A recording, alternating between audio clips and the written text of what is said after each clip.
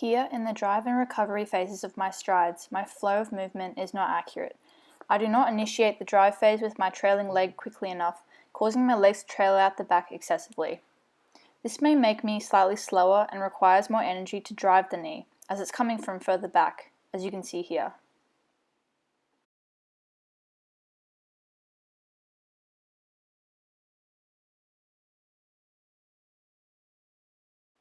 My stride length and frequency was accurate and was moderated to adjust to the varying terrain of the course.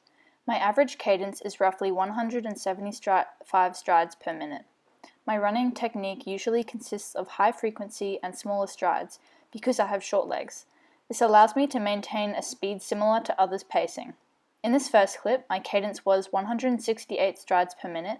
In this uphill video, it was 173, and in this downhill run, it was 180. I kept my pacing consistent during the race. I based it off where I was in relation to other students, as well as what stage I was in throughout the duathlon. My arm position and drive is adequate, however, as you can see in this footage, my shoulders are tensed and my arm movement is limited. This negatively affects my flow of movement and balance, as my torso rotates from side to side instead of my arms to counter the movement of my legs. It's accentuated in this clip of me running downhill, as my increased stride length and frequency puts me off balance and I keep my whole body still to compensate. Here I am gliding.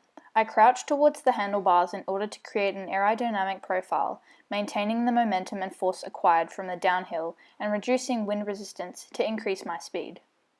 Here you can see I performed straight line movement, allowing me to maintain speed and control my flow of movement.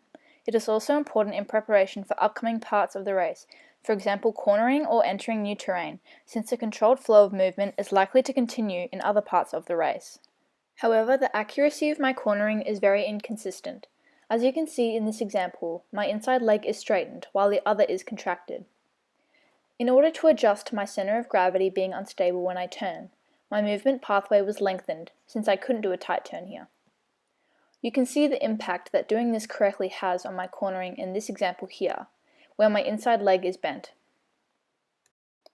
You can see in this scenario, my position in the competitive space changes from me having space to being right behind Steph. I accurately brake to slow the force of my movement to avoid crashing. Throughout the race, I changed my gears to adjust to the upcoming terrain. For example, when ascending this hill, I accurately lower my gears.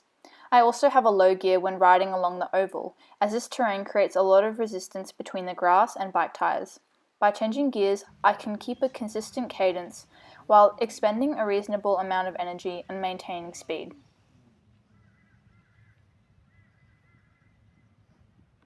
And lastly, for my cycling analysis, my mount and dismount. This video shows how inaccurately I transfer my body weight onto the bike.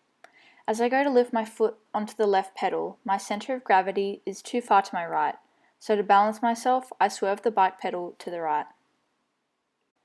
In this next clip, however, my body position with the equipment is better since I'm concentrating on maintaining my balance and making sure my body is in a good position in relation to the bike before hopping on. The quality of my movement when dismounting in my ride to run transition is far better.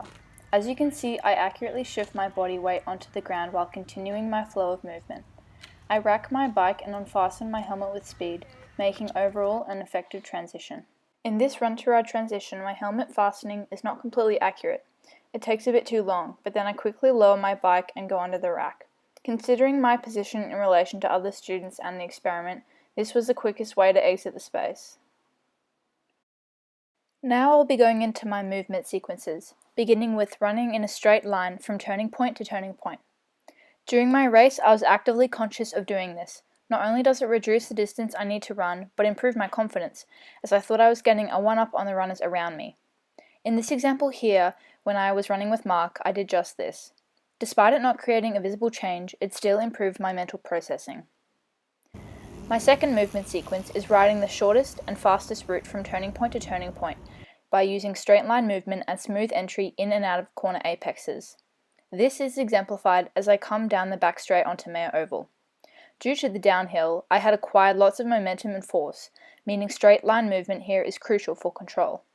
I maintained straight line movement as well as keeping to the right side of the road. This not only improves my control during this part of the race, but also improves my cornering.